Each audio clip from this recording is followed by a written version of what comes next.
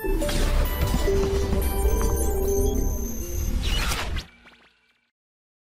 अब करते हैं work done by some special force.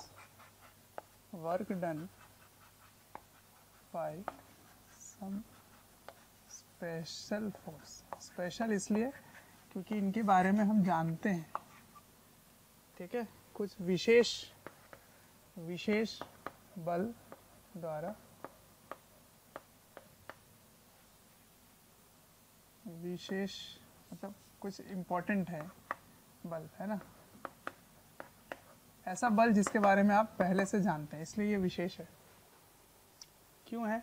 Number 1 friction, घर्षण, है ना, फ्रिक्शन यानी कि घर्षण बल, तो work done by friction. Number a static friction,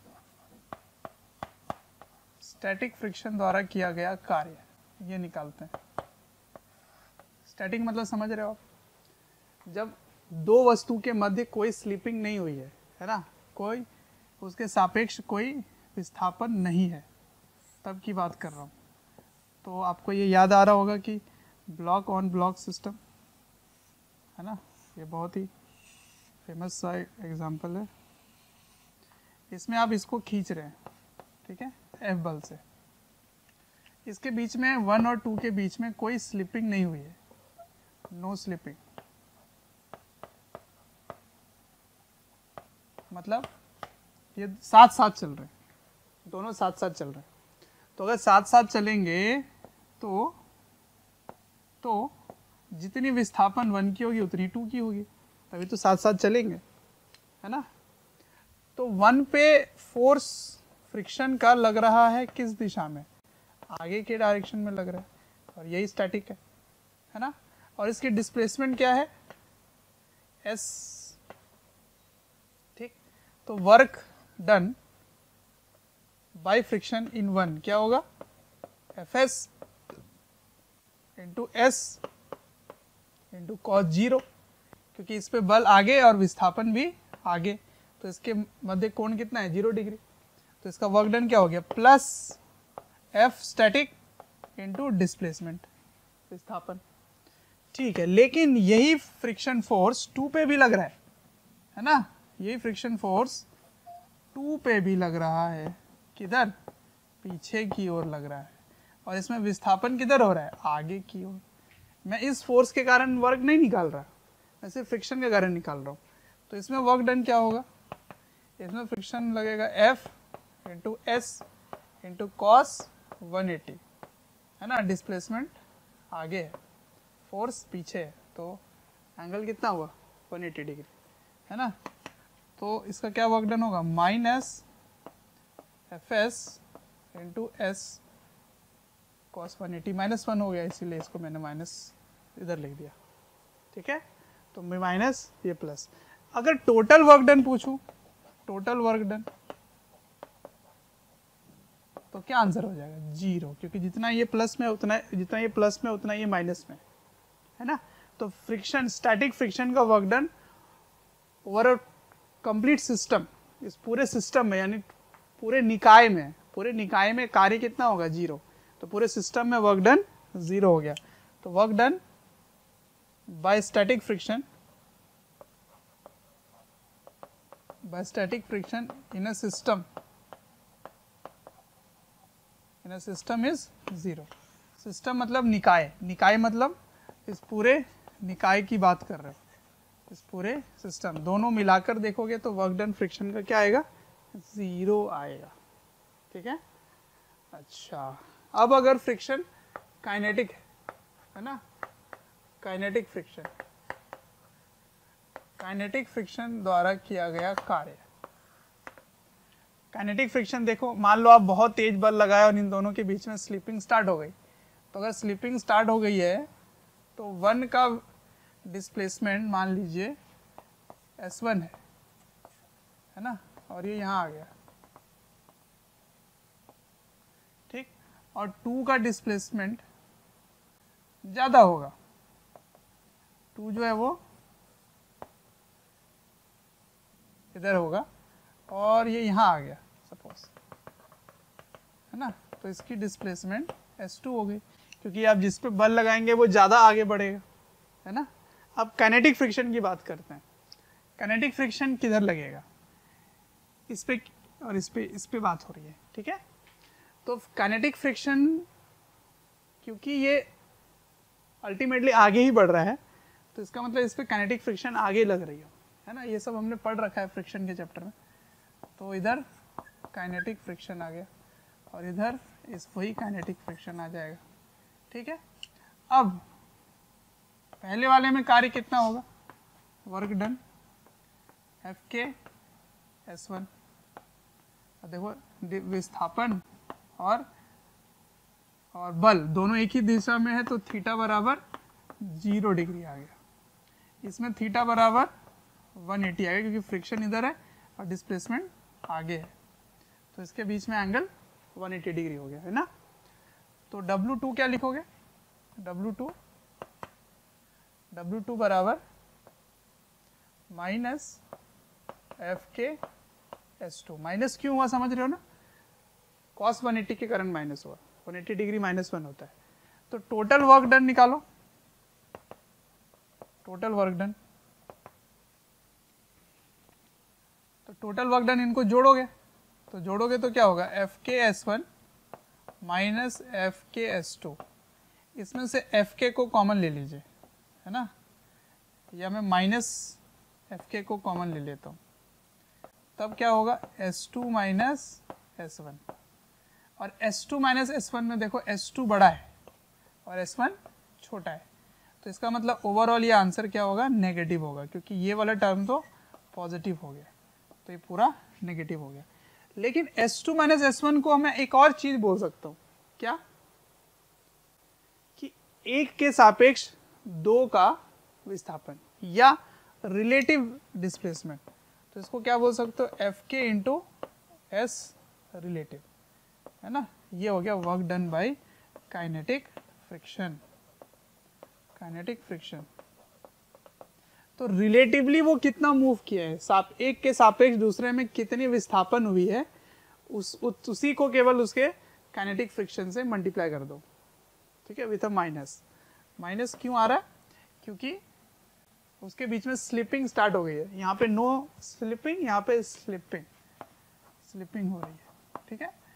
तो काइनेटिक फ्रिक्शन का वर्क डन नेगेटिव होता है, काइनेटिक फ्रिक्शन का वर्क डन नेगेटिव होता है। लेकिन इसको आप रूल नहीं बना सकते, जनरलाइज नहीं कर सकते। क्यों नहीं कर सकते, क्योंकि देखो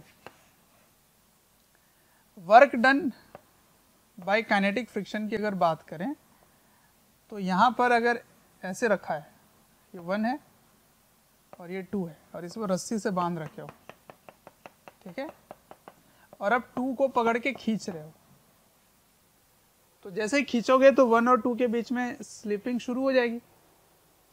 तो 1 और 2 में जब स्लिपिंग शुरू हो गई तो काइनेटिक फ्रिक्शन आएगा, अब स्टैटिक तो आएगा नहीं, है ना। तो 2 पर काइनेटिक फ्रिक्शन किधर आएगा, 1 द्वारा 2 पे किधर आएगा, तो 1 पे बैठ कर देखो ये किधर जाना चाह रहा है, आगे, तो फ्रिक्शन इस पे किधर लगेगा, पीछे, काइनेटिक। तो 1 पे किधर लगेगा काइनेटिक फ्रिक्शन, आगे। ये काइनेटिक है, देखो ध्यान से, क्योंकि उसके बीच में स्लिपिंग स्टार्ट हो गई है, वो घिसने लगा है। क्या ये चला, क्या ये विस्थापित हुआ, क्या ये 1 में डिस्प्लेसमेंट हुआ, विस्थापित हुआ क्या, नहीं हुआ, डिस्प्लेसमेंट 0 हो गई।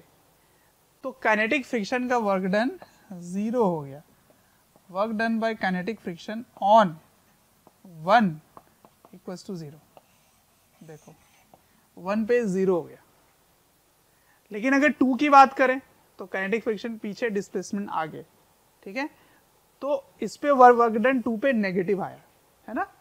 तो 2 मतलब पूरे सिस्टम की अगर बात करें, पूरे सिस्टम की, तब तो सही है।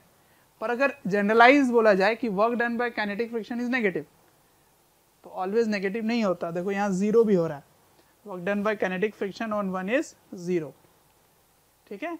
यहाँ पे देखो work done bye static friction on 1 is positive, but work done bye static friction on the entire system, पूरे निकाय में, अगर आप पूरे निकाय में इसकी कार्य की बात करें तो वो 0 होगा। इसमें पूरे निकाय में अगर फिर फ्रिक्शन, काइनेटिक फ्रिक्शन के वर्क की बात करें तो वो नेगेटिव होगा। इसमें work done by kinetic friction 0 हो गया, ठीक है, और इसमें इस वाले में नेगेटिव होगा, पर पूरे सिस्टम की बात करो तो नेगेटिव ही हुआ, ठीक है। तो अगर कभी कभी स्टेटमेंट आ जाए कि work done by kinetic friction is negative, तो हमेशा नहीं होता, 0 भी हो सकता है, या ये आ जाए work done by kinetic friction can be 0, तो हो सकता है। यहाँ पे रस्सी बांध के रख लो, समझ आया ये सब, तो बहुत ही इंपॉर्टेंट पॉइंट्स है। तो ये था पहला स्पेशल फोर्स फ्रिक्शन। अब दूसरे के तरफ बढ़ते हैं, वो है ग्रेविटेशनल फोर्स, जो mg के बारे में हमने पढ़ा है, उसके कारण वर्क देखते हैं। चलिए, तो नेक्स्ट है ग्रेविटेशनल फोर्स। तो number 2, work done by gravitational force.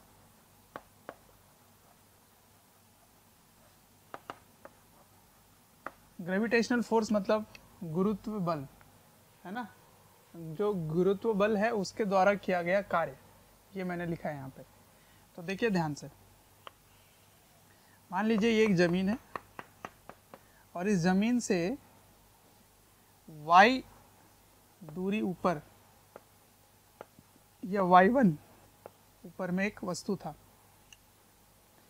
इसको आप धीरे धीरे उठा रहे हैं एक बल से, बल लगाकर।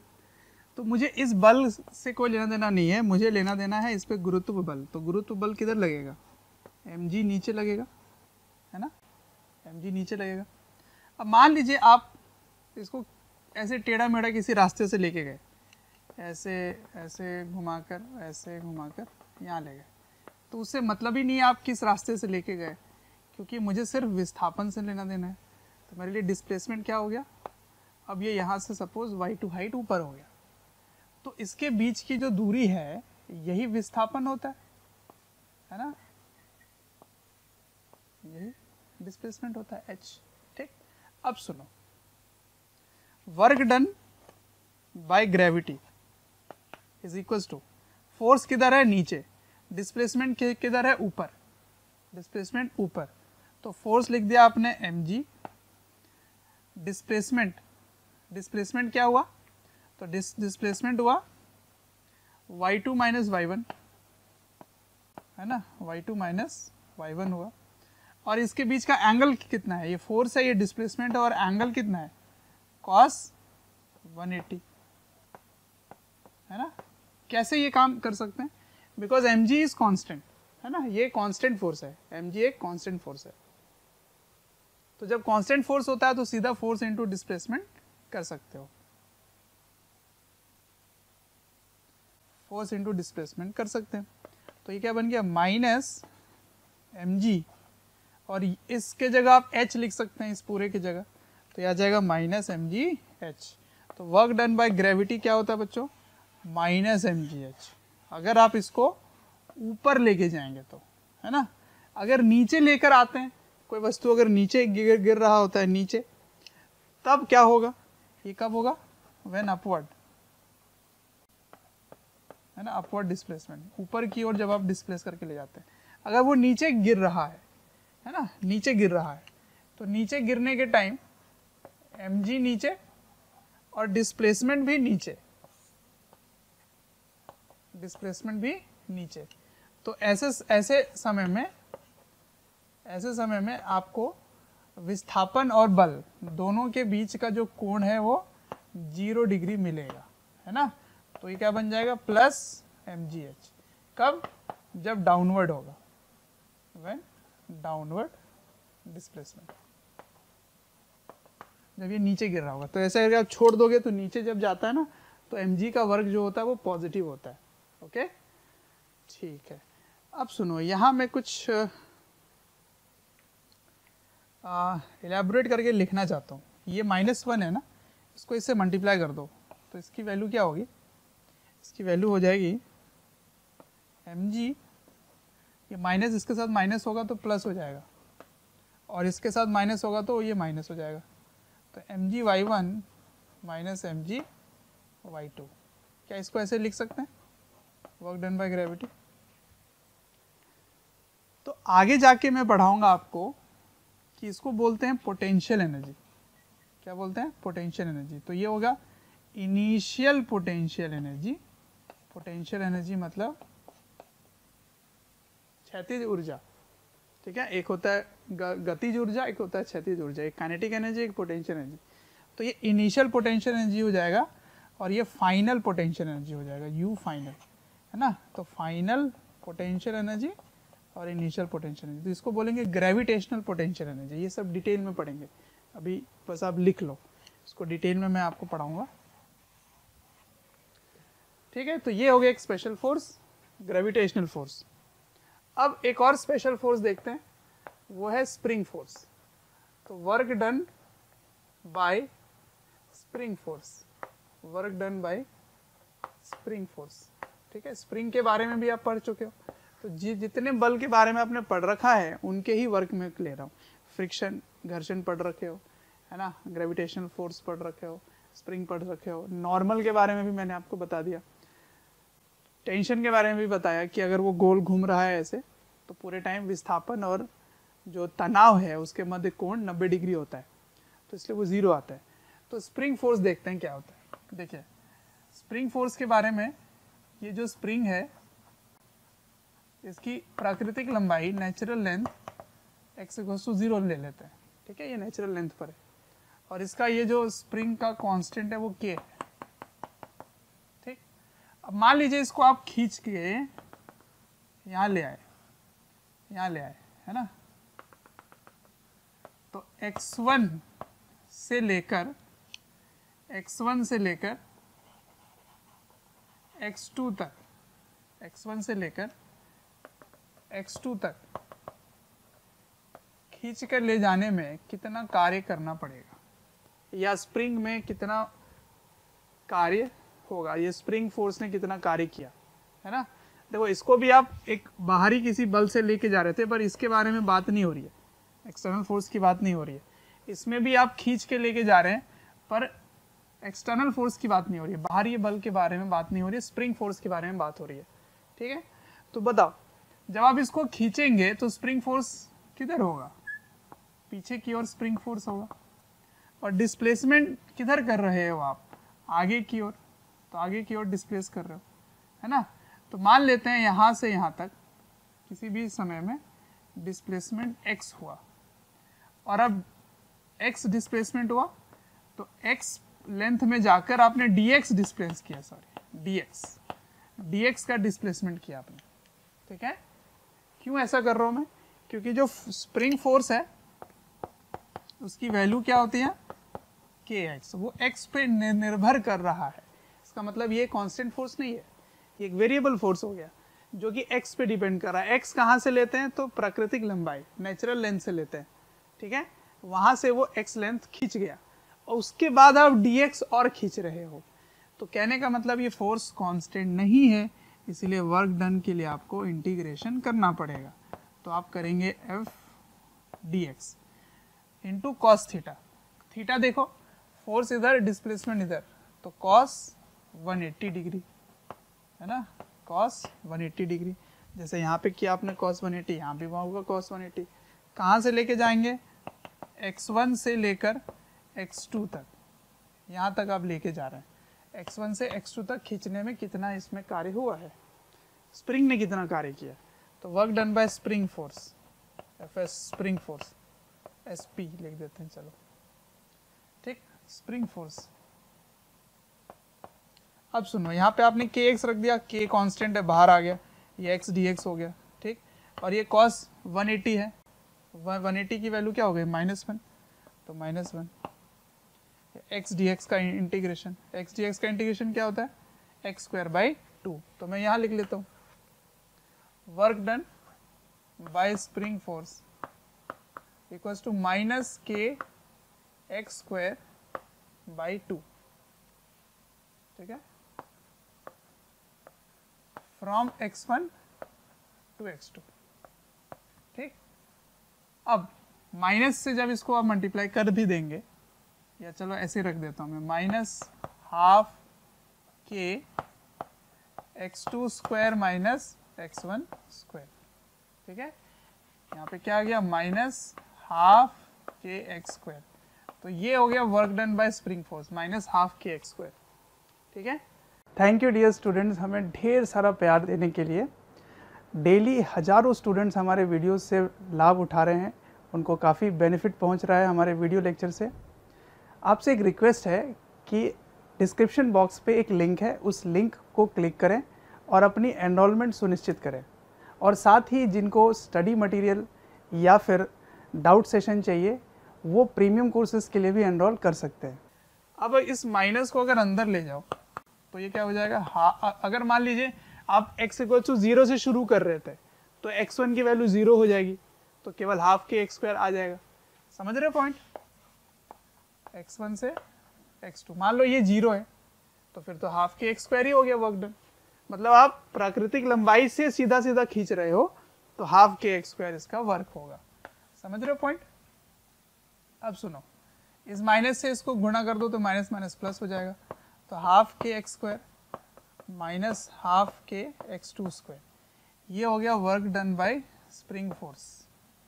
ठीक है, अब सुनो, जैसे वर्क डन बाय ग्रेविटी इस तरह लिखा गया था, y1 कहाँ से लिए गए हैं, एक रेफरेंस से लिया गया है, एक किसी को आप रेफरेंस मान लिए हो, वहाँ से आप दूरी दोनों को माने। ठीक है, उसी प्रकार इसकी प्राकृतिक लंबाई से कितनी लंबाई खींचेगी वो x1 होगा और वो x2 होगा। ठीक है, तो इसको बोलते हैं, जैसे इसको बोलते थे इनिशियल पोटेंशियल एनर्जी, उसी तरह से इसको भी बोलेंगे इनिशियल पोटेंशियल एनर्जी और इसको फाइनल पोटेंशियल एनर्जी बोलेंगे। ठीक है, और ये पोटेंशियल एनर्जी कहलाएगा स्प्रिंग पोटेंशियल एनर्जी। स्प्रिंग का पोटेंशियल एनर्जी है स्प्रिंग पोटेंशियल एनर्जी। ये सब डिटेल में पढ़ाऊंगा मैं आपको। इसको क्या बोलेंगे, ग्रेविटेशनल पोटेंशियल एनर्जी, इसको बोलेंगे ग्रेविटेशनल पोटेंशियल एनर्जी, और उसको बोलेंगे स्प्रिंग पोटेंशियल एनर्जी। तो कहने का मतलब स्प्रिंग का कार्य कितना होता है, स्प्रिंग का कार्य होता है minus half k x square. अगर आप इसको खींचते हैं, अगर आप इसको दबाएंगे भी, अगर आप इसको दबा भी दिए, है ना, संपीड़ित कर दिए, कंप्रेशन हो गया, तब भी देखो आपने विस्थापन इधर किया, है ना, और इसमें जो बल लग रहा है स्प्रिंग का बल वो आगे लग रहा है, तो हमेशा इनके बीच का कोण 180 डिग्री होता है ना। तो इसमें चाहे आप इसको खींचे या दबाएं, कार्य हमेशा minus half k x square ही होगा। पर इसमें ऐसा नहीं है, अगर आप ऊपर लेके जाएंगे तो minus half minus m g h होगा, अगर नीचे गिरेगा तो plus half m g h होगा। इसमें प्लस माइनस दोनों है, पर इसमें हमेशा माइनस ही होगा।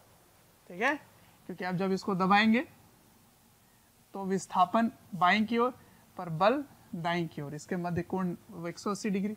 जब आप इसको खींचेंगे तो खिंचाव के कारण स्प्रिंग बल अंदर की ओर, विस्थापन आगे की ओर, है ना, स्प्रिंग बल बाएं और विस्थापन दाएं, तो उसके मध्य कोण 180। तो पूरे टाइम 180 बनेगा तो minus half k x square ही होगा।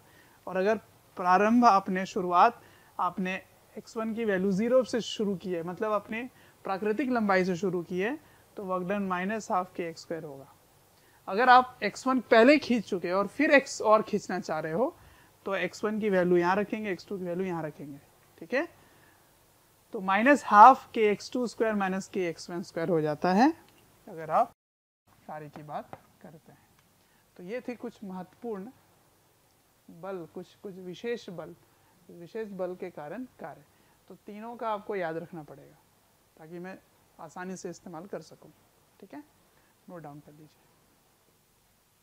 तो अब जो अगला बल है उसके बारे में पढ़ेंगे। नेक्स्ट फोर्स जो है उसके बारे में पढ़ेंगे। अभी तक हमने क्या क्या पढ़ लिया, friction force, some special force में फ्रिक्शन फोर्स का वर्क डन, स्प्रिंग फोर्स का वर्क डन, ग्रेविटेशन फोर्स का वर्क डन। अब एक और फोर्स है, वो है सूडो फोर्स। सूडो फोर्स का वर्क डन भी हमें देखना है। छदम बल, है ना, छदम बल। तो work done by pseudo force, work done by pseudo force. ठीक है, छदम बल द्वारा किया गया कार्य। ठीक है ना, तो छदम बल के बारे में आप पढ़ रखे हो, कब लगता है, सूडो फोर्स कब लगता है, जब एक नॉन इनर्शियल रेफरेंस फ्रेम में स्टडी करते हैं, ठीक है। मतलब अजड़त्व तंत्र में अगर आप पढ़ेंगे तब जाकर आपको एक सूडो फोर्स लगाना पड़ेगा, ठीक है। तो चलिए देखते हैं, ये एक त्वरित ट्रक है, यानी कि एक्सेलरेटेड ट्रक है, ठीक है। This is an accelerated truck. यहाँ पर इस जगह पर एक वस्तु रखा हुआ है जिसका द्रव्यमान m है, जिसकी मास m है, ठीक है। और ये इधर एक्सेलरेट कर रहा है a से, ठीक है। और यहाँ पर मैंने घर्षण नगण्य लिया है, फ्रिक्शन 0 है, ठीक है ना, फ्रिक्शन नहीं है यहाँ पे। तो जैसे ये आगे बढ़ेगा, है ना, यहाँ से यहाँ तक की दूरी L ले लेते हैं। जैसे ये आगे बढ़ेगा, ये जो डब्बा पड़ा हुआ है, क्योंकि फ्रिक्शन नहीं है, घर्षण नहीं है, तो ये वहीं रहेगा और ट्रक आगे चला जाएगा, ये वहीं रहेगा और ये नीचे गिर जाएगा, ठीक है ना। ये कहीं भी मूव नहीं करेगा, वहीं रहेगा। ये जैसे चलेगा ये आराम से नीचे गिरेगा, ठीक है। तो सवाल ये है कि अगर मैं यहाँ ग्राउंड से बैठकर देखता हूँ, ठीक है, ग्राउंड के रिस्पेक्ट में यहाँ पर, तो उसको कितना कार्य दिखेगा। और अगर मैं इस ट्रक में बैठकर देखता, या ट्रक का जो ड्राइवर है वो देखेगा अगर इसको, तो कितना कार्य होगा, ठीक है। तो क्योंकि आप ट्रक के फ्रेम में हो, ट्रक के रेफरेंस फ्रेम में हो, तो ये एक नॉन इनर्शियल रेफरेंस फ्रेम हो गया, है ना, अजड़त्व तंत्र हो गया, नॉन इनर्शियल रेफरेंस फ्रेम। तो इस नॉन इनर्शियल रेफरेंस फ्रेम से अगर आप इसको देखते हैं तो इस पर एक छदम बल लगेगा, सूडो फोर्स लगेगा, ठीक है, सूडो फोर्स। तो सूडो फोर्स द्वारा किया गया कार्य क्या है ये निकालना है। तो यहाँ पे दो देखने वाला है, एक है O2, एक है O1, ठीक है। तो मैं अभी O2 के बारे में बात करना चाहता हूँ। तो जो ट्रक में बैठा है वो अगर देखेगा तो उसको क्या दिखेगा कि वो जो वस्तु है वो दूर जाता जा रहा है, ठीक है। और दूर जाते जाते उसको लगेगा कि इधर जाते जाते जाते वो इससे नीचे गिर गया। तो सवाल है कि छदम बल द्वारा किया गया कार्य जब इसके ट्रक से नीचे गिर जाएगा तब बताना है आपको, ठीक है। तो इसमें देखो O2 के सापेक्ष, O2 के सापेक्ष, okay, with respect to O2, with respect to O2, इसके सापेक्ष क्या होगा देखते हैं। यहां पर m है, इसने इस पर सूडो फोर्स लगा दिया ऐसे। छदम बल क्या होता है, छदम बल जिधर तंत्र त्वरित है उसके विपरीत दिशा में आप इस पे ma लगा देते हैं, वही छदम बल होता है। तो इस पर एक सूडो फोर्स क्या लग गया, ma। अब इसमें विस्थापन कितना हुआ, विस्थापन इसके सापेक्ष देखें, O2 के सापेक्ष, तो L दूरी चला है वो, है ना। तो विथ रिस्पेक्ट टू O2 इसमें ये दिख रहा है, तो कार्य pseudo force PS F pseudo force द्वारा कार्य कितना होगा, ma। और क्या विस्थापन भी इसी दिशा में है, हाँ। तो विस्थापन और बल उसके मध्य कोण कितना है, 0 डिग्री, ठीक है। तो MAL ये आ गया कार्य, सूडो फोर्स द्वारा किया गया कार्य, ठीक है। अच्छा, तो ये हो गया सूडो फोर्स की कहानी, ठीक। अब एक और देखते हैं, नॉर्मल के बारे में बात कर लें क्या। Work done by normal reaction, ठीक है। नॉर्मल रिएक्शन के बारे में मैंने वैसे एक एग्जांपल लिया था, फिर भी मैं यहाँ पे बात कर लेता हूँ। देखिए ध्यान से, नॉर्मल रिएक्शन द्वारा किया गया कार्य अधिकतम केस में 0 ही होता है। देखिए ये m है, इस पर नॉर्मल कैसा लगेगा, इस तरह से लगेगा, ठीक है। mg कैसा लगेगा, इस तरह से लगेगा,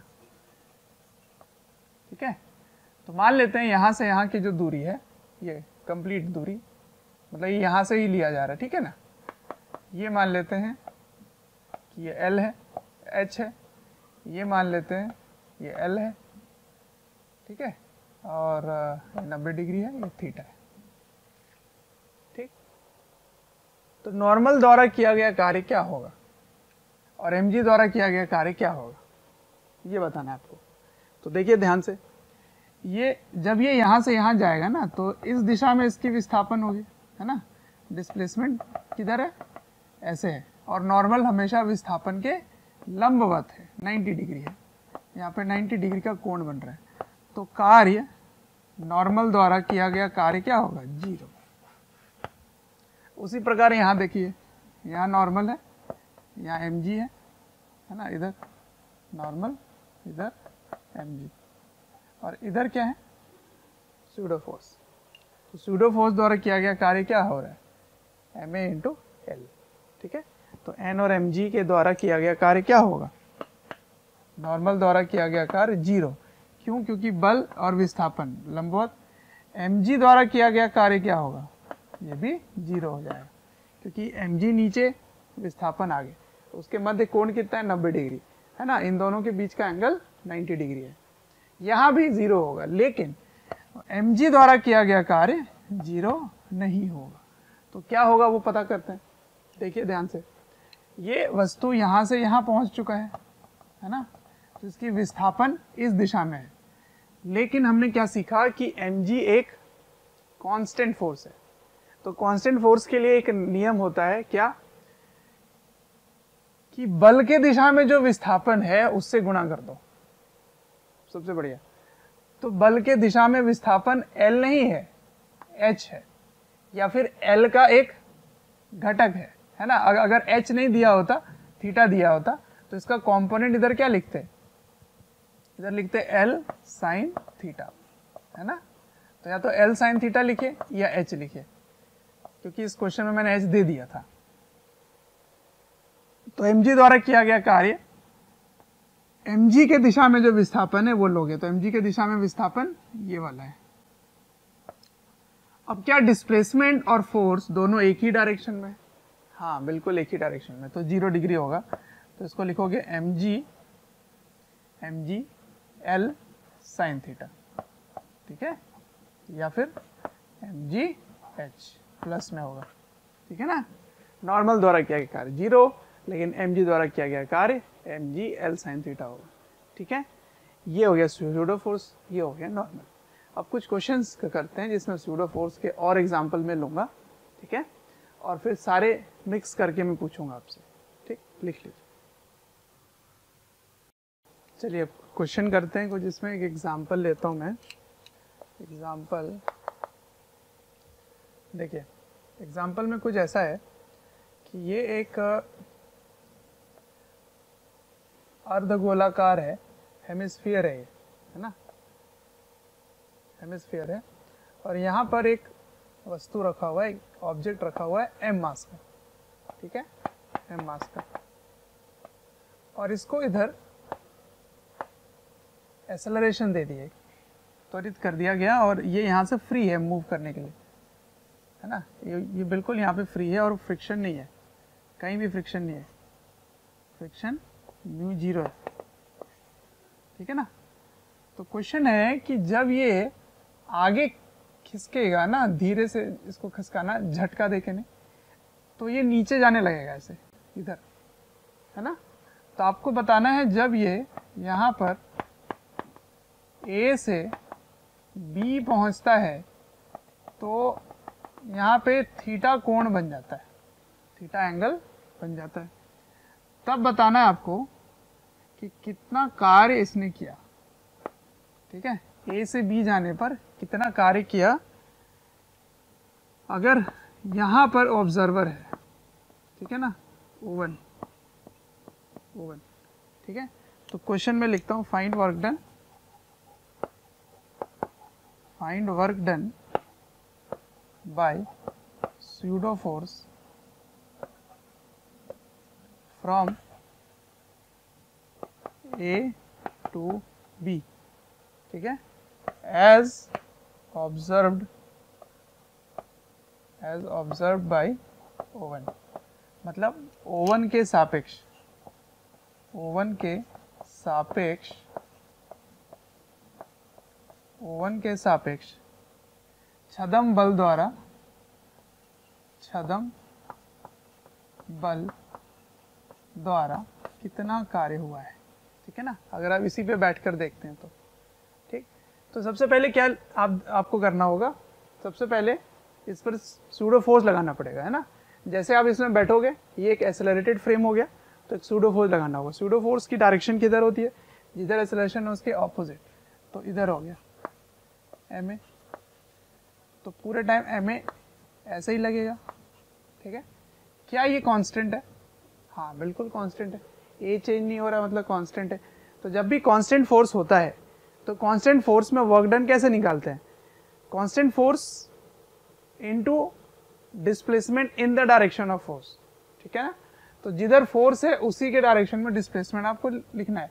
तो डिस्प्लेसमेंट ये है ना, ये है डिस्प्लेसमेंट।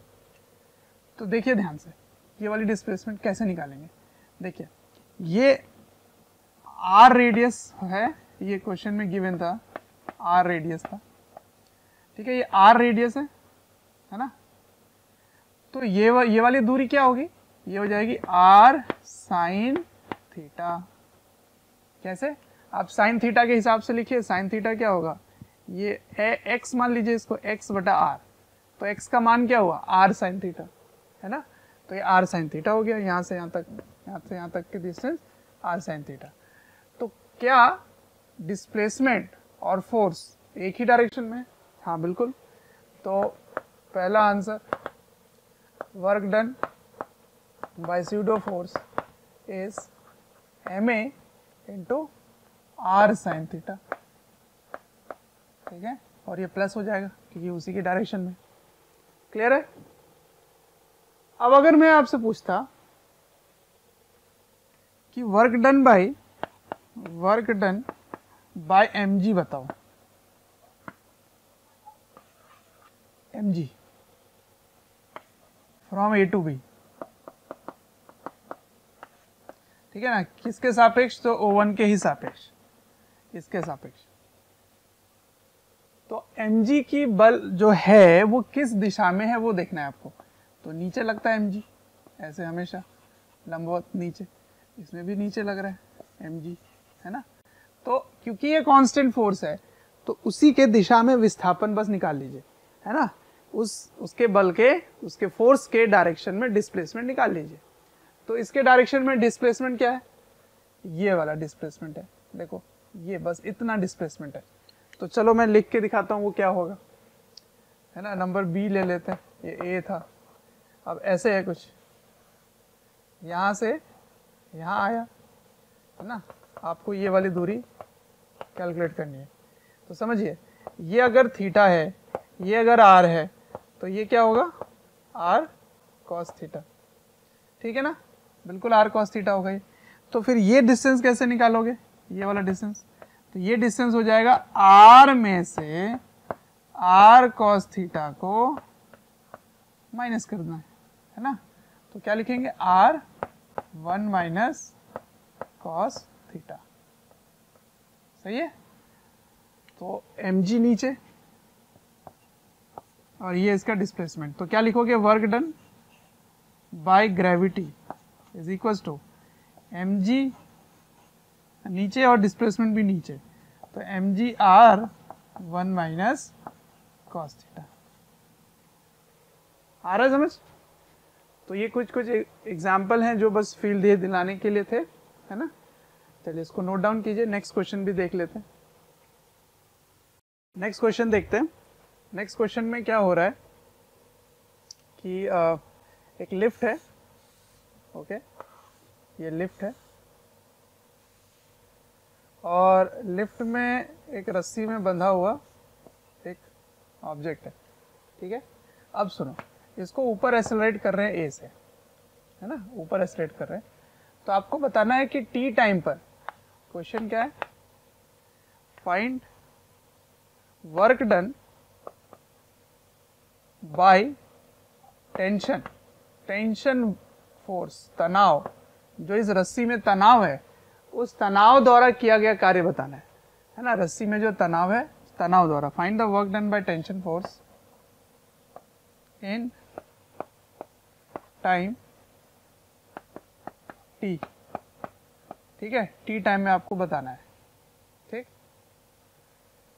प्यारे बच्चों, जब मैं कमेंट सेक्शन में जाता हूँ तो कुछ ऐसे लाइन हैं, कुछ ऐसे कमेंट्स हैं जो काफ़ी कॉमन है, और वो ये हैं कि सर एक इस चैप्टर का इस टॉपिक के बारे में वीडियो बना दें, या इस टॉपिक को थोड़ा सा इलेबोरेट करके समझा दें। तो प्यारे बच्चों, मैं आपसे रिक्वेस्ट करना चाहता हूँ कि सबसे पहले तो हमारे चैनल को सब्सक्राइब करें और बेल आइकन को हिट करें। इससे क्या होगा कि कोई भी नोटिफिकेशन आप मिस नहीं करेंगे।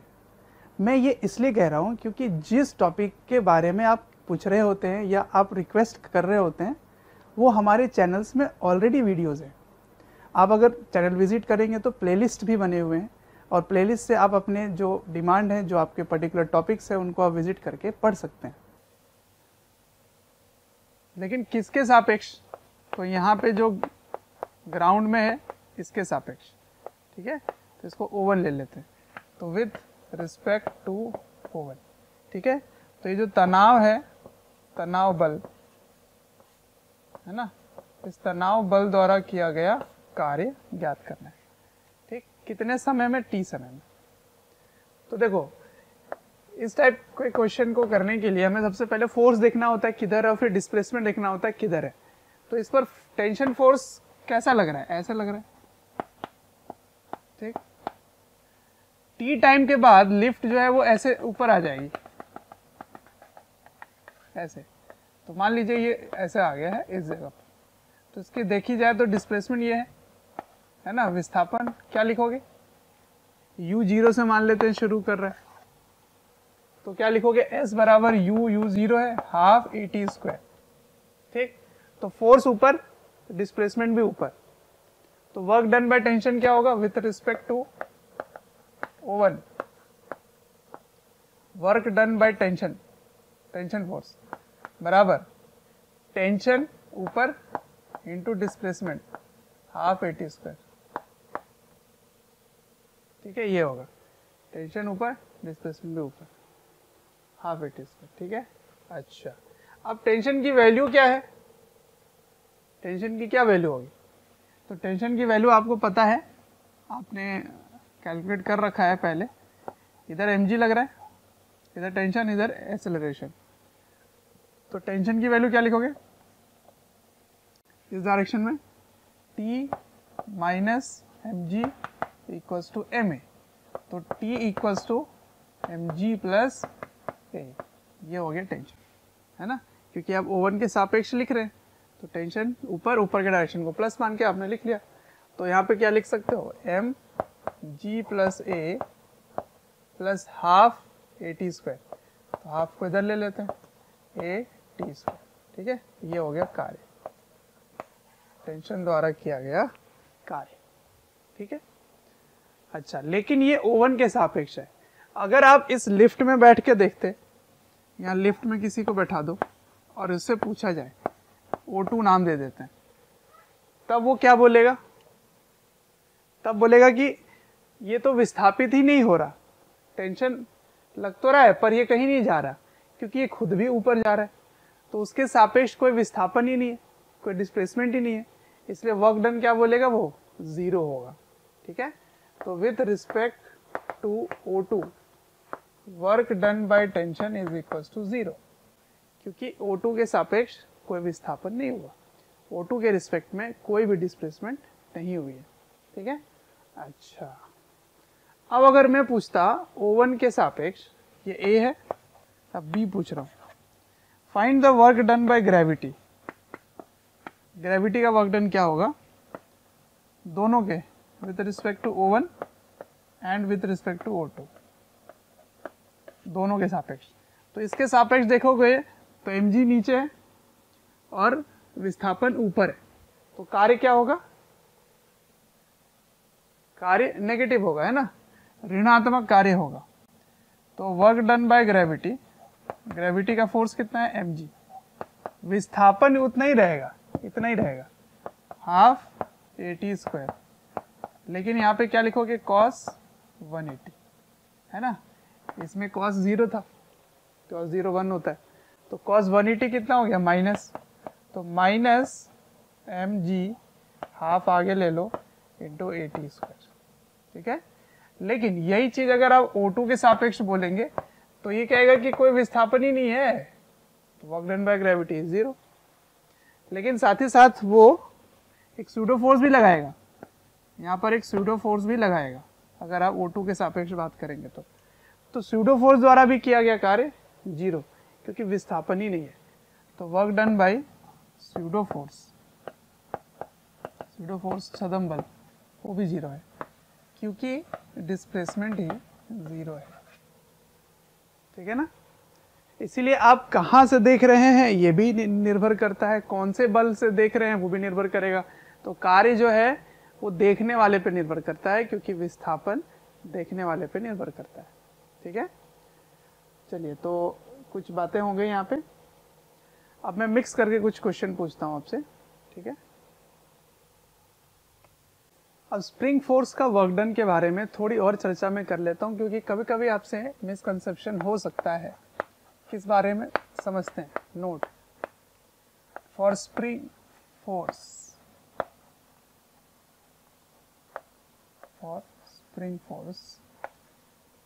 ठीक है।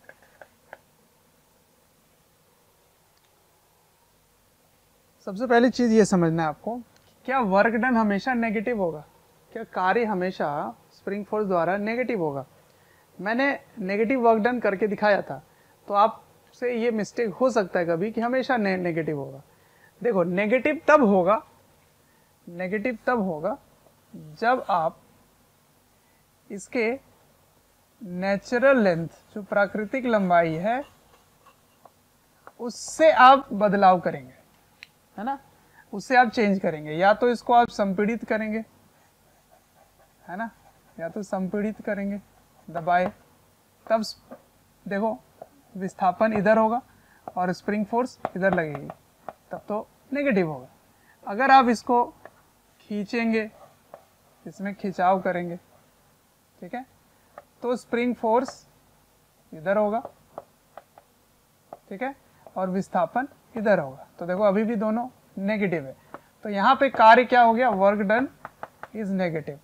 अगर आप नेचुरल लेंथ से टेढ़ा मेढ़ा करते हैं, नेचुरल लेंथ, ठीक है।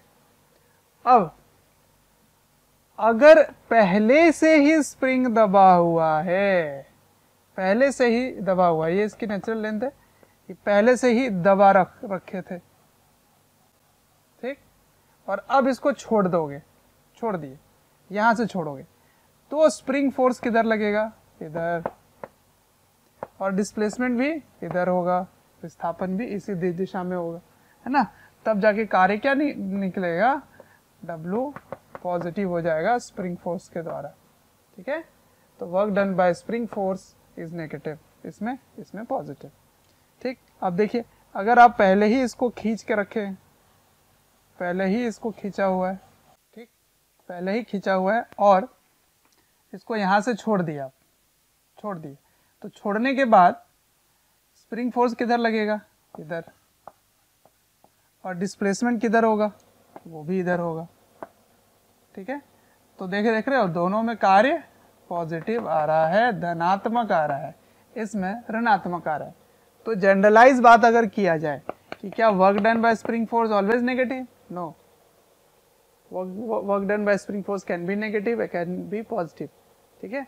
नेगेटिव भी हो सकता है, पॉजिटिव भी हो सकता है। वर्क डन कार्य जो स्प्रिंग बल द्वारा होता है वो दोनों हो सकता है, नेगेटिव और पॉजिटिव। लेकिन ध्यान रखना है कि नेगेटिव कब होगा, पॉजिटिव कब होगा। तो एक बात समझ लो, अगर प्राकृतिक लंबाई से छेड़छाड़ करोगे तब तो हमेशा ही नेगेटिव होगा। अगर पहले ही प्राकृतिक लंबाई में नहीं है, नेचुरल लेंथ में पहले नहीं है, और उसके बाद छोड़ोगे, तब हमेशा ही पॉजिटिव होगा। ऐसे आप याद कर सकते हैं, ठीक है। तो work done by negative, work done by spring force is negative when you change length from natural length of the spring, ठीक है। जब प्राकृतिक लंबाई से चेंज करेंगे इसकी लंबाई में, तब कार्य हमेशा नेगेटिव होगा। और जब आप इसको छोड़ देंगे, दबा के ये खींच के, तब पॉजिटिव होगा। ठीक है, एक बात तो ये समझ आ गया। दूसरी बात ये है कि अगर दो स्प्रिंग बल द्वारा किया गया कार्य को आप कंपेयर करेंगे, है ना, दो स्प्रिंग फोर्स, तो एक स्प्रिंग है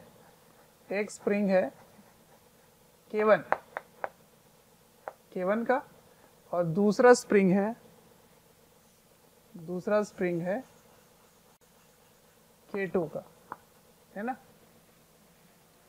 सवाल में ये दिया है कि अगर आप दोनों को बराबर बराबर खींचते हैं, बराबर इसको खींचते हैं, x बराबर है, तब इसको खींचने में स्प्रिंग फोर्स द्वारा किया गया कार्य का अनुपात क्या होगा, किसमें ज्यादा कार्य होगा, है ना, किसमें कार्य ज्यादा होगा।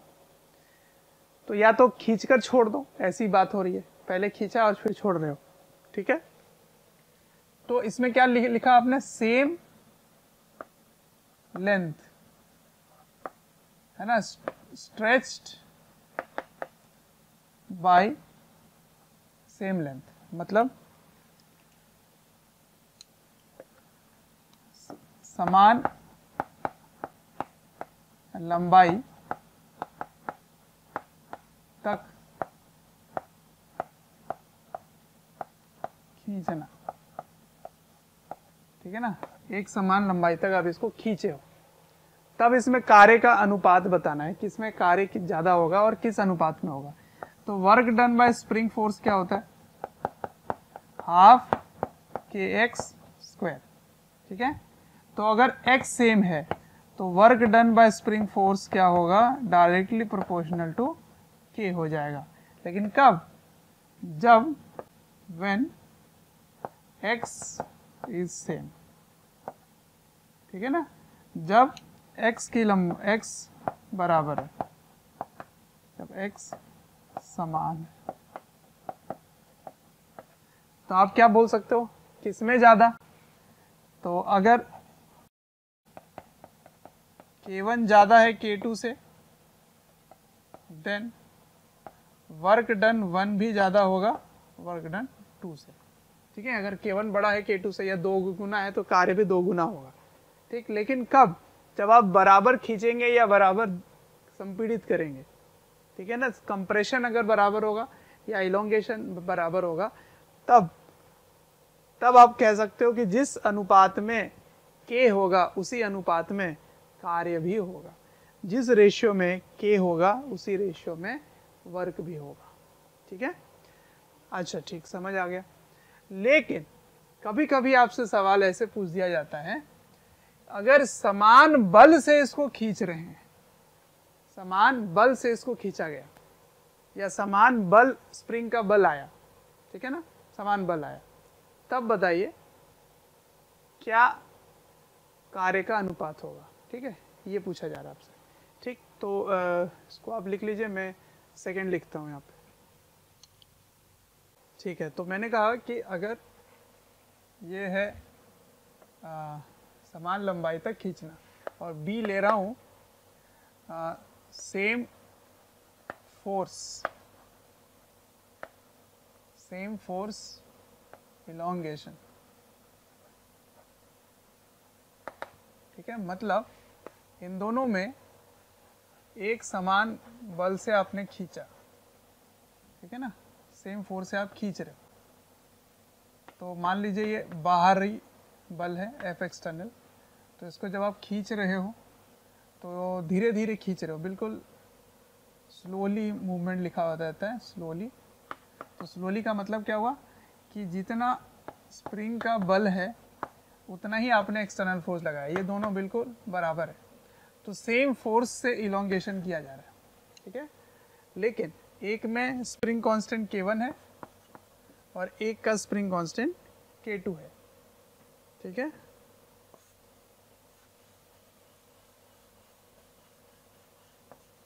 पर दोनों में आपने बल समान लगाया, मतलब दोनों का स्प्रिंग फोर्स इक्वल है, ठीक है ना। Same force elongation means means equal spring force, equal spring force. ठीक है, अब आपको बताना है कि कार्य का अनुपात क्या होगा, ठीक है ना, रेशियो ऑफ वर्क डन।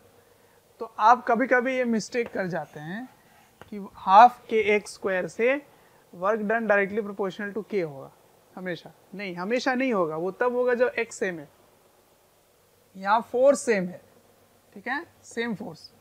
तो मान लेते हैं let same force equals to F, ये दिया गया सवाल में है ना, एफ गिवन है सवाल में। तो अगर एफ गिवन है ना, एफ गिवन है, तब कैसे आप इसको चेक करेंगे। देखिए वर्क डन क्या होगा, हाफ के एक्स स्क्वायर। तो अब एक्स सेम नहीं है बेटा, अब एक्स सेम नहीं है, अब एक्स के एक्स सेम है, तो इसको के एक्स बनाओ पहले। तो के एक्स कैसे बनाएंगे, के एक्स के लिए आप क्या करो, के से गुना और भाग कर दीजिए, ऊपर नीचे मल्टीप्लाई डिवाइड। तो ये क्या बन गया, के स्क्वायर एक्स स्क्वायर बाई के। तो इसको लिख सकते हैं हाफ के एक्स का होल स्क्वायर बाई के।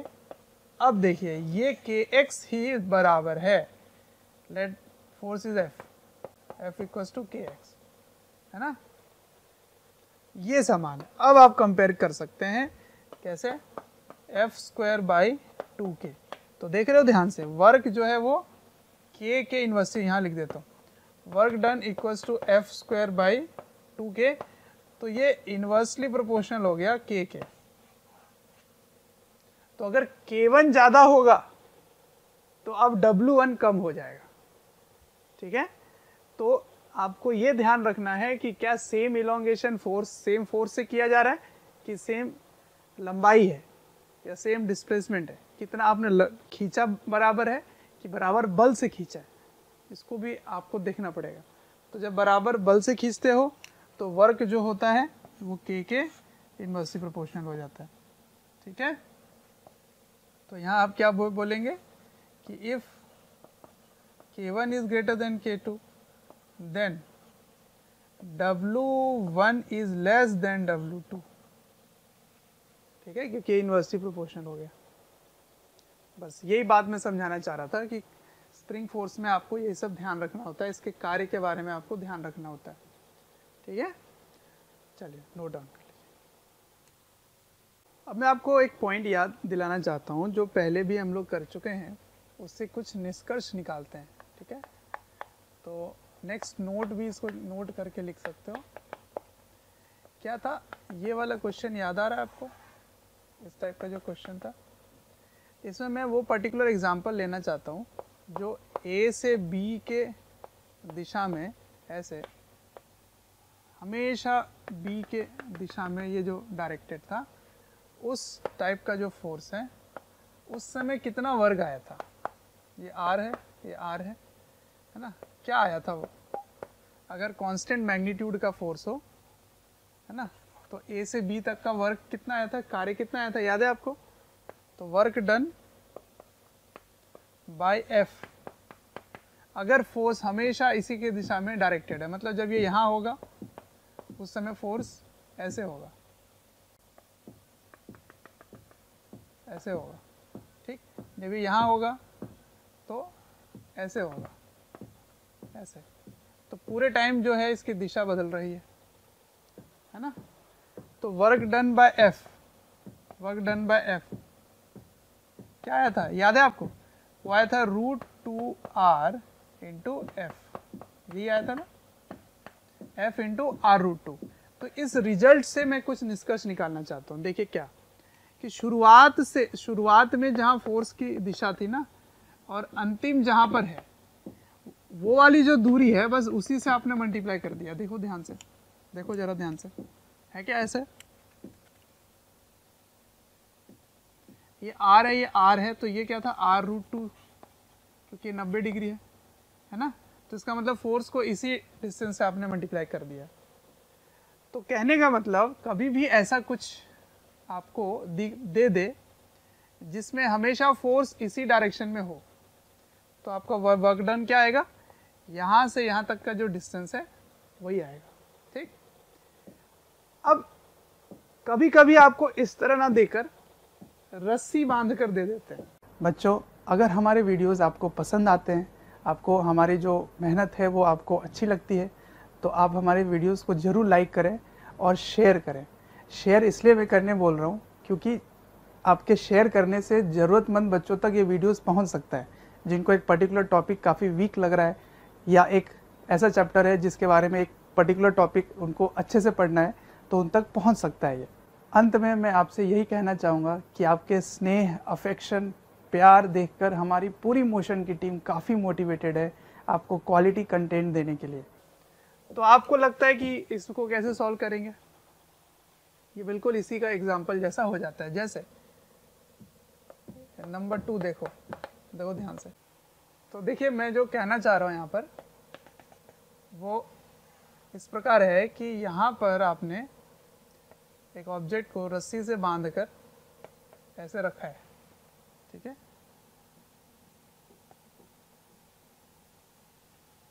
ऐसे, और यहाँ एक पुली है। क्या है? पुली है। अब पुली से ऐसे रस्सी को पकड़ के आप खींच रहे हैं, ठीक है। तो आप अगर ध्यान से देखें तो ये R है और ये R है। तो आप देखेंगे कि आप अगर F बल लगाते हैं इधर, तो इसमें इस रस्सी में जो तनाव आता है वो ऐसे T आता है, ठीक है। इसको पकड़ खींच रहे हो तो पूरे टाइम रस्सी में T T T ही आ रहा है, और इसकी जो डायरेक्शन है ना ऐसे, वो ऐसे है, देखो। तो पूरे टाइम टेंशन जो है वो ऐसा ही एग्जाम्पल वाला काम हो गया, ठीक है। तो अगर आपसे पूछा जाए कि find the work done by this force to move from A to B, यहाँ तक खींच कर ले जाने में कितना कार्य करना पड़ेगा, इस जगह से इस जगह ले जाने में कितना कार्य करना पड़ेगा, या टेंशन द्वारा किया गया कार्य क्या होगा, तो आपको कोई इंटीग्रेशन इतने बड़े बड़े करने की जरूरत नहीं है। सिंपल आप क्या करोगे, सिर्फ आप लिखोगे F इंटू R√2, ये हो गया कार्य। टेंशन द्वारा भी इतना ही कार्य होगा या F द्वारा कार्य इतना ही होगा, जो भी आपसे पूछा जाए, ठीक। अब इसको अगर आप जनरलाइज करके याद करना चाहते हैं तो कैसे याद करेंगे? इसको याद करेंगे A से B की जो दूरी है उससे आपको गुणा करना है, A से B की दूरी, ठीक। या ऐसे भी आप समझ सकते हो कि जब आप इस वस्तु को यहाँ से यहाँ ले आएंगे उस समय रस्सी में कितना बदलाव आएगा। रस्सी यहाँ था, यहाँ से यहाँ आ गया होगा, मान लीजिए, है ना, ये रस्सी ऐसे आ गया ऐसे। तो ये जो बदलाव आया है यही R√2 बदलाव आया है। तो इसको ऐसे भी याद रख सकते हैं, force into change in length, है ना, ऐसे भी याद रख सकते हो कि force, work done by force क्या होगा, force into change in length. तो मान लीजिए यहाँ से यहाँ का डिस्टेंस पहले दे रखा था कुछ F, ये वाली दूरी मान लीजिए कुछ दे रखा था A, और अब ये दूरी हो गया B, यहाँ से यहाँ तक ये हो गया B। तो ये क्या होगा, B माइनस A, जो कि R√2 ही है, ठीक है। मान लीजिए आपको ये ना देकर ये दे दिए कि यहाँ से यहाँ तक रस्सी हो जा रहा है, तो बताओ कि इस टेंशन का कितना वर्क होगा, ये टेंशन का। तो ये टेंशन यही बल द्वारा आ रहा है ना, तो वो इनका जो डिफरेंस होगा वही आपका आंसर हो जाएगा। आ रहे समझ? तो force into change in length. अब इसी सवाल को मैं इसी कंसेप्ट पे 2 सवाल देता हूँ आपको, ठीक है। तो कभी भी इस कंसेप्ट को अगर आप लगाते हैं तो ध्यान ये रखना होता है कि प्रारंभिक से अंतिम की जो दूरी है उसी दूरी से आपको गुणा करना है, ठीक, या फिर इस रस्सी में जो बदलाव आया उससे उसको गुणा करना है, ठीक है ना। इसको नोट डाउन कीजिए, मैं एक सवाल देता हूँ। तो फर्स्ट क्वेश्चन है कि मान लीजिए ऐसा कुछ है, ठीक है, ये यहाँ से 60 डिग्री बना रहा है ना, तो ये R है, ये भी R है, ओके। और यहाँ एक वस्तु है, इस वस्तु को आप एक रस्सी से बांधकर ऐसे यहाँ एक पुली लगा के इधर बल लगा के खींच रहे हैं, ठीक है। यहाँ पे फ्रिक्शन नहीं है, इधर फ्रिक्शन नहीं है, खींच रहे हैं ऐसे, ठीक, अब समझो, क्वेश्चन है कि जब ये यहां पहुंच जाएगा ना इस जगह तक, तब इस बल द्वारा किया गया कार्य क्या है। अगर ये 20 न्यूटन का बल है ना, और आर ले लेते हैं, 5 मीटर, 5 मीटर, ये 60 डिग्री। तो बताइए जब ये वस्तु ए से इस बी तक पहुंच जाएगा तब ये एफ द्वारा किया गया कार्य क्या है ना। Find the work done by this force when block reaches from A to B, ये सवाल है। ठीक, तो find work done by F from A to B, ठीक है ना। तो ए से बी तक किया गया कार्य क्या है ये बताना आपको। अब सुनो, आपको ऐसा लगेगा कि टेंशन पूरे टाइम इसकी दिशा बदल रही है, ये जब यहाँ है तब इस दिशा में, यहाँ है तो इस दिशा में, दिशा पूरे टाइम बदल रहा है। तो इसी सवाल के लिए मैंने बताया था कि आपको सिर्फ और सिर्फ क्या पता करना है कि ए से बी की लंबाई क्या है। तो देखो ये 60 डिग्री है तो ये भी 60, ये भी 60 हो जाएगा, है ना। इसका मतलब ये दूरी आर हो गई, ये एक इक्विलेटरल ट्रायंगल बन गया, है ना, क्योंकि ये दोनों बराबर है। तो ये 60-60 हो गया, तो ये भी आर हो गया। तो सिंपल हो गया मेरे क्वेश्चन का आंसर, कुछ नहीं करना। क्या लिखेंगे, एफ इंटू आर, खत्म, ठीक है ना, कोई इंटीग्रेशन करने की जरूरत नहीं है। तो 20 इंटू 5 मतलब 100 जूल, तो 20 न्यूटन 5, खत्म। नेक्स्ट क्वेश्चन देखो। अब एक्चुअली मैं इस टाइप के क्वेश्चन के लिए मैं थ्योरी बता रहा हूं आपको, ये एक टफ सा सवाल होता है। देखिए यहां ऐसे है, ठीक है, और इस जगह पर एक पुली है, एक घिरनी है, पुली और घिरनी, और इसको एक बहुत ही भारी ऑब्जेक्ट एम मास, जो कि यहाँ से 37 डिग्री बना रहा है। क्या बना रहा है, 37 डिग्री, है ना।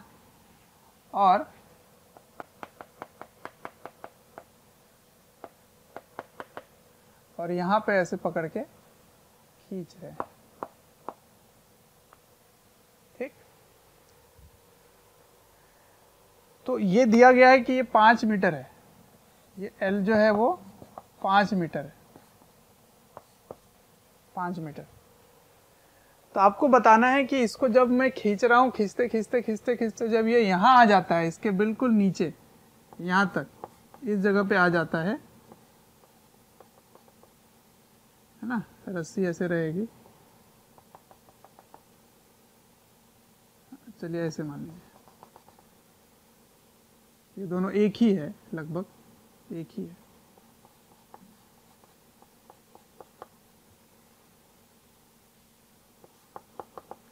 तब आपको बताना है कि कितना कार्य हुआ, ठीक है।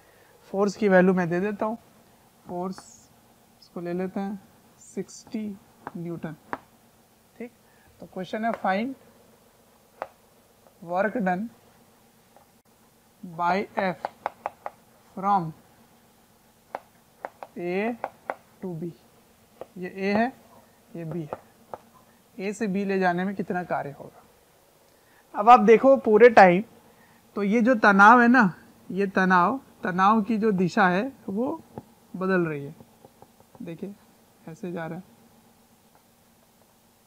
देखिए पूरे टाइम इसकी डायरेक्शन और डिस्प्लेसमेंट चेंज हो रहा है ना। डिस्प्लेसमेंट इधर हो रहा है, फोर्स ऊपर है, और एंगल पूरे टाइम चेंज हो रहा है। ये कांस्टेंट था, ठीक है, मैं माना कि इसकी मैग्नीट्यूड कांस्टेंट है, ये जो टेंशन इसमें आ रहा है वो कांस्टेंट है, मान लिया, बट पूरे टाइम इसकी डायरेक्शन ही चेंज हो रही है, थीटा चेंज हो रहा है, देखो। तो आपको इंटीग्रेट करना पड़ेगा, तो इंटीग्रेशन करने में बहुत मेहनत लगता है, इसीलिए मैंने ये जो सारे ट्रिक बताए हैं वो काम के लिए यहाँ पे बताया, ठीक है। तो क्या करना है आपको वर्क डन बताना है। तो वर्क डन दिस फोर्स क्या है, change in length, change in length. तो अभी लेंथ क्या है 5, जब ये यहां आ जाएगा तब कितना लेंथ हो जाएगा, तो ये 37 डिग्री है ना, 37 डिग्री, तो फिर ये वाली दूरी क्या होगी, ये दूरी हो जाएगी L sin 37, ये हो जाएगा। तो ये 5 है तो ये 3 हो जाएगा, सही है क्या, बिल्कुल 3 मीटर, ये 5 मीटर, ठीक। तो वर्क डन क्या हुआ, force into change in length, simple. तो solution, work done by this force is force into change in length, कोई इंटीग्रेशन करने की जरूरत नहीं है। तो F into 5 minus 3 that is 60 into 2 120 joule, ठीक है। ये हो गया आपके क्वेश्चन का आंसर, ठीक। तो इसी कंसेप्ट को समझाने के लिए मैंने आपको ये फिर से याद दिलाया कि इससे क्या निकल गया, इससे क्या निकल के आ रहा है, ठीक है ना। चलिए इसको नोट डाउन कर लीजिए। अब इस कार्य निकालने वाले जो मेथड है उसमें एक मिक्स कंसेप्ट से आपसे क्वेश्चन पूछता हूँ, जो कभी कभी आपको इस क्वेश्चन से कंफ्यूजन क्रिएट हो सकता है कि कैसे करेंगे, इंटीग्रेशन कैसा होगा, ये सारी कंफ्यूजन हो सकती है। तो देखिए क्या है कि एक टेढ़ा मेढ़ा सा ऐसा कोई रास्ता है, ठीक है, जिसकी ऊंचाई h है और जिसकी लंबाई l है, ठीक है। अब किसी वस्तु को आप इस A बिंदु से B बिंदु तक लेके जाते, ठीक है, मतलब किसी भी ऑब्जेक्ट को यहाँ A पॉइंट से B पॉइंट लेके जा रहे हैं और ले जाने के लिए आप एक फोर्स लगा रहे हैं F, है ना, F फोर्स। तो ये F फोर्स ऐसा लग रहा है जो पूरे टाइम इस रास्ते के, इस ट्रैक के पैरेलल रह रहा है ना। तो जब आप इधर ले जा रहे हैं तो ऐसे फोर्स है, इधर ले जा रहे हैं तो ऐसे फोर्स है ना, पूरे टाइम ये फोर्स इस ट्रैक के पैरेलल रह रहा है, मतलब समांतर रह रहा है। तो this force F is parallel to the track, ठीक है, हमेशा इस रास्ते से रास्ते के पैरेलल रह रहा है। अब ये जो रास्ता है इसमें घर्षण है, फ्रिक्शन है, ठीक है, इसमें क्या है, फ्रिक्शन है। तो इसकी कोएफिशिएंट ऑफ फ्रिक्शन, फ्रिक्शन गुणांक म्यू है, ठीक है, म्यू है। और जिस ऑब्जेक्ट को लेके जा रहे हो आप, उसका द्रव्यमान क्या है, m मास का कोई भी ऑब्जेक्ट, ठीक है। तो सवाल है कि A से B ले जाने में इस F बल द्वारा किया गया कार्य क्या होगा, इस F फोर्स के द्वारा कितना वर्क हो रहा है। तो F is parallel to the track, ठीक है। Find work done in slowly, धीरे धीरे लेके जा रहे हैं, बिल्कुल धीरे धीरे लेके जा रहे हैं। धीरे धीरे ले जाने का मतलब है त्वरण 0 है, ठीक है। Find work done in moving from A to B slowly, ठीक है। अब देखो रास्ता कितना टेढ़ा मेढ़ा है ना, तो आप डिस्प्लेसमेंट लोगे कि डिस्टेंस लोगे, डिस्टेंस लोगे तो पाथ लेंथ लेना पड़ेगा, और फ्रिक्शन के लिए पूरे टाइम पाथ से जितना बन रहा है वो चाहिए, तो एंगल भी पूरे टाइम चेंज हो रहा है, तो कैसे इंटीग्रेट करेंगे, इस टाइप का कन्फ्यूजन रहता है ना। एंगल भी चेंज हो रहा है और डिस्टेंस, इसकी पाथ लेंथ निकालना बहुत मुश्किल है, टेढ़ा मेढ़ा है। तो मैं आपको सिखाता हूँ इस प्रकार के क्वेश्चन को कैसे करते हैं। सबसे पहले तो समझना है कि F इज पैरेलल और ये स्लोली, स्लोली का मतलब क्या है, एक्सेलरेशन 0, मतलब त्वरण 0। त्वरण 0 का मतलब क्या हुआ कि बल जो है वो पूरे तरह साम्यावस्था में है, यानी कि इक्विलिब्रियम में, फोर्स हमेशा इक्विलिब्रियम में रहेगा, ओके। A0 मतलब इक्विलिब्रियम। तो सवाल क्या क्या दिया हुआ है, क्वेश्चन में क्या गिवन है, force parallel to the track, force slowly लेके जा रहे हैं, फोर्स एक्सेलरेशन 0 दे रहा है, फोर्स इक्विलिब्रियम में, जितनी सारी बातें सवाल में दिया हुआ है, ये 90 डिग्री है। ठीक है, तो मान लेते हैं, अब मैं सॉल्व करना शुरू कर रहा हूँ, ठीक है। सॉल्यूशन, ये सवाल है आपका, सवाल लिख लेना, अब सॉल्यूशन लिखो। देखो, मान लेते हैं किसी भी समय पर ऑब्जेक्ट यहाँ पर है, इस जगह पर,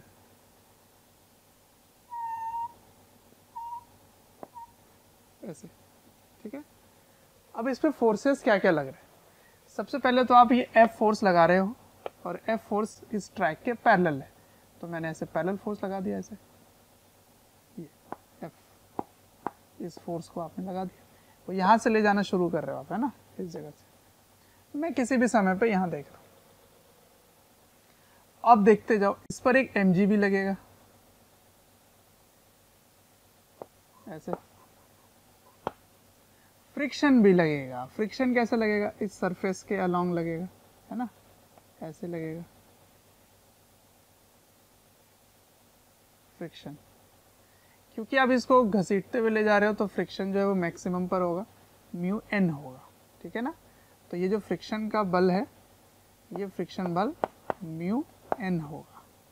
एन कैसे लगाएंगे, तो एन इसके ऐसे लगेगा, ऐसे, ठीक। अब सुनो, मैं इसी समय पर यहां से एंगल थीटा ले लेता हूं, कि इससे एंगल थीटा बन रहा है, ठीक है। तो इस mg का एक कंपोनेंट इधर क्या आएगा, mg cos थीटा, और इधर क्या आएगा, mg sin थीटा, ठीक। इसका मतलब ये फ्रिक्शन और mg sin थीटा की वैल्यू किसके बराबर हो गई, f के, क्योंकि एक्सेलरेशन 0 है। तो सबसे पहला इक्वेशन आप ये लिखोगे कि f equals to mg sin theta plus mu n, और n की वैल्यू किसके इक्वल है, mg cos थीटा के इक्वल है। तो n की value, and n is equals to mg cos theta, and तो इसको क्या लिख सकते हैं आप, mg sin theta plus mu mg cos theta.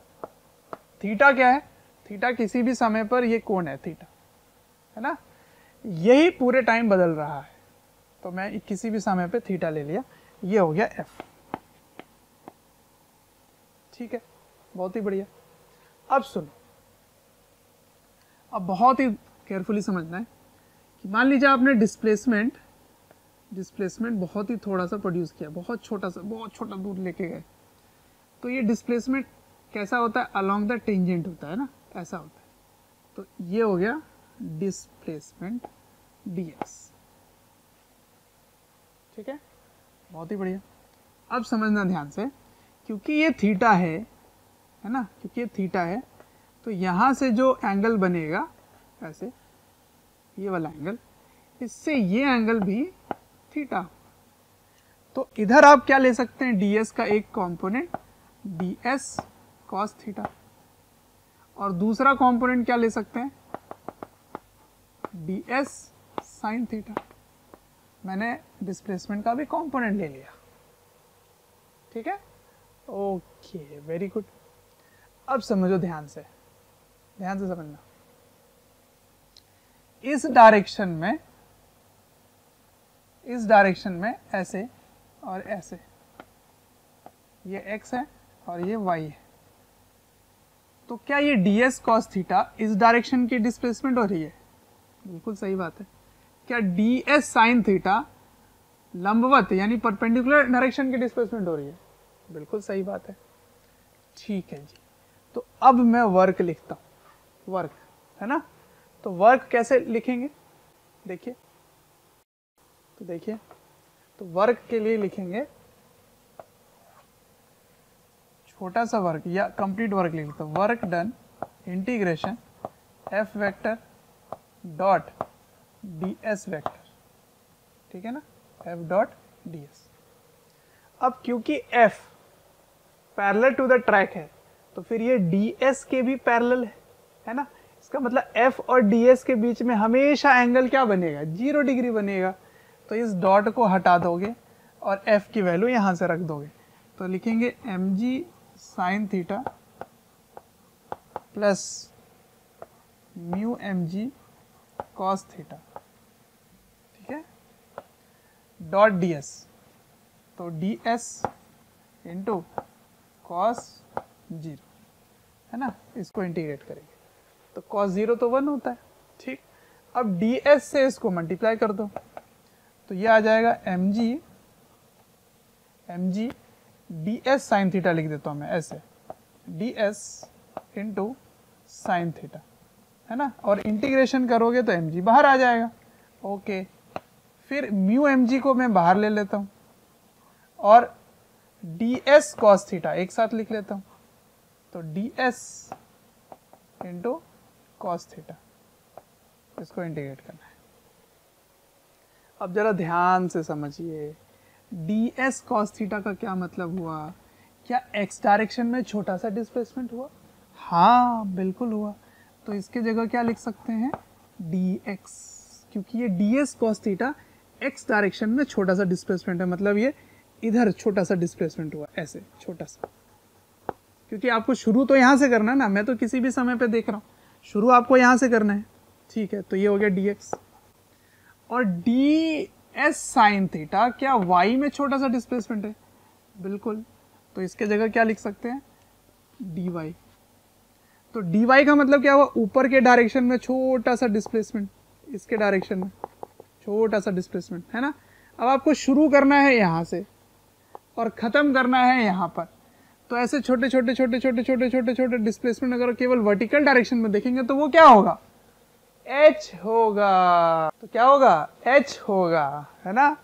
तो h की वैल्यू हो जाएगी यहाँ पर छोटे छोटे छोटे छोटे छोटे छोटे डिस्प्लेसमेंट में। उसी तरह से अगर मैं इस dx को छोटे छोटे छोटे इंटीग्रेट करना शुरू करूंगा तो वो कंप्लीट डिस्टेंस क्या होगा, l होगा। इसका मतलब ये जो इंटीग्रेशन लिखा है ds साइन थीटा, वो मुझे इसको जोड़ना है तो वो क्या वैल्यू देगा, h, और जो ds cos थीटा है उसको अगर इंटीग्रेट करोगे यहां से तो उसकी वैल्यू क्या मिलेगी, l, है ना। तो इसके जगह लिख सकते हैं h और इसके जगह लिख सकते हैं l, है ना। तो मेरे क्वेश्चन का आंसर क्या हुआ, work done is equal to mgh plus mu mgl। इसको आप रिजल्ट के तरह भी याद रख सकते हो, ठीक है, इसको रिजल्ट की तरह याद रख सकते हैं आप, कोई इंटीग्रेशन करने की जरूरत नहीं है ना। तो mgh plus mu mgl, okay. अगर फ्रिक्शन भी रहेगा और फोर्स हमेशा पैरेलल होगा तभी, तो mgh प्लस म्यू mgl, ठीक, नोट डाउन कर लीजिए। कोई भी चैप्टर या वीडियोस आपको डिटेल में ईयर लॉन्ग वाले वीडियोस चाहिए और काफ़ी डिटेल में वीडियोस आपको चाहिए तो आपको एक नंबर दे रहा हूँ, टोल फ्री नंबर है, आप इनको कॉल करें और डिटेल में आप बात कर सकते हैं और पूछ सकते हैं। नंबर है 1800 2121 799।